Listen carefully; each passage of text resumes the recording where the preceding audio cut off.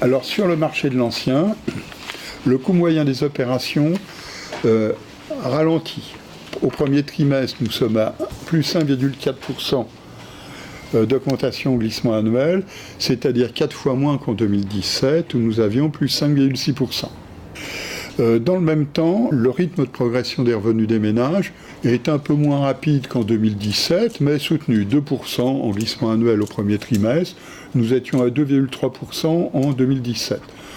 Bon, ça signifie de toute façon que, au moins sur ce marché, nous avons des revenus qui progressent maintenant plus vite que les coûts moyens des opérations réalisées. Mais l'apport personnel, lui, recule fortement, moins 4,3% sur le premier trimestre. Nous étions en hausse de 2,4% en 2017. Donc si on prend les moyennes, qui sont les moyennes observées au premier trimestre 2018, nous retrouvons bien sur le revenu des ménages une progression. 1,2 kg d'augmentation des revenus moyens. Nous voyons, en revanche, une augmentation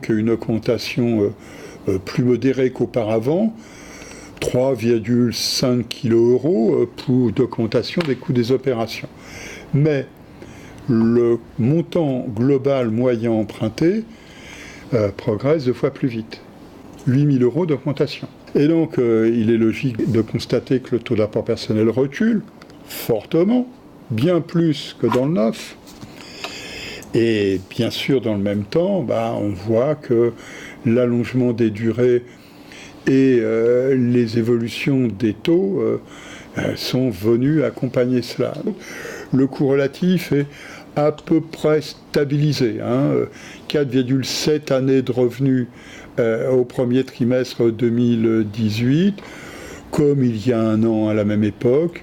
On se dit que tout de même, là aussi, nous sommes sur des coûts relatifs, qui sont des coûts relatifs, qui se maintiennent à un niveau élevé et qui révèlent certainement des fragilités dans la dynamique des marchés et ici du marché de l'ancien.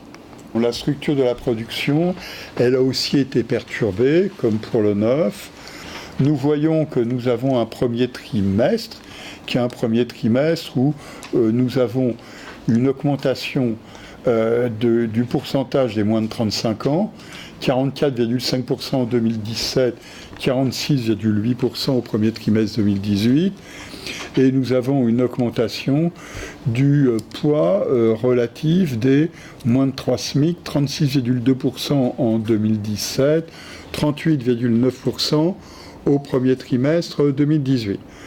Alors derrière, on peut avoir plusieurs évolutions. On peut avoir la version qui est la version optimiste, qui consiste à dire l'allongement des durées a permis à des ménages moins fortunés, plus jeunes, avec un apport personnel, etc., de rester sur le marché. Mais ça peut aussi dire que les autres sortent du marché. Là, c'est plus embêtant. C'est autre chose. C'est autre chose. Donc ça signifierait que, et je vous dirais, c'est à peu près ce qu'on voit habituellement. L'indicateur de solvabilité de la demande se dégrade, il se dégrade un peu. La dégradation de l'indicateur de solvabilité de la demande est moins spectaculaire dans l'ancien que dans le neuf. Le premier trimestre nous affiche un recul de la production au glissement annuel de 7% et un recul du nombre de prêts de 9%. Si je voulais prendre des images pour bien résumer, dans le neuf, ça se dégrade. Dans l'ancien, on a plus l'impression qu'on a descendu une marche. Quelle taille ? 10%. Ce que nous dit le moins 9% pour le nombre de prêts, c'est probablement la hauteur de la marche. Ça signifie que quand on regarde les évolutions au niveau annuel glissant, moins 2,4% pour la production et moins 4,6% pour le nombre de prêts, ça signifie que on va encore reculer. De toute façon, tous les indicateurs sont là. Nous sommes à 10% de recul au niveau trimestriel glissant.